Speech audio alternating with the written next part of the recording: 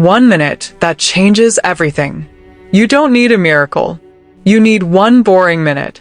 Sounds ridiculous, right? But that 1 minute can turn into a life you won't even recognize. Stay with me. This might change how you change. Most people don't fail because success is impossible. They fail because they wait for a rocket launch to change their life.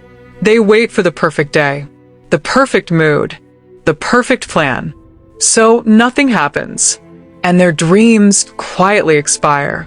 Meet Garoon, not the top student, not the athletic one, not the confident one. One day in class, he raised his hand, and nobody cared. The teacher picked someone else. His classmates didn't even turn. Later, staring at his failed test, he whispered, "Maybe that's all I am." Relatable? Keep watching. He tried the go big life. Oversized study plans, 4 a.m. alarms, gym memberships he used for a week. Every attempt collapsed under its own weight. Every failure made him shrink a little more inside. One evening, defeated, he walked outside. His grandmother sat in the backyard, gently brushing an old clay pot. Dust floated in the sunset light. The brush made a soft, slow whisper. "Why fix something so old?" Arun asked. She smiled without looking up. Life doesn't shine all at once. It shines one quiet stroke at a time. Silence. A soft breeze. Something clicked. So he tried something new. 1 minute.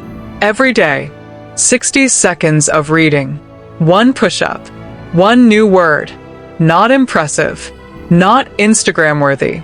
But doable. And 1 minute became 2. 2 became 10. 10 became an hour. A bookshelf he was proud of. A body that felt awake. Words that flowed. Then one rainy evening he skipped. Old doubt whispered, "See? You can't stick to anything." But instead of quitting, the next morning he whispered back, "1 minute. Just one."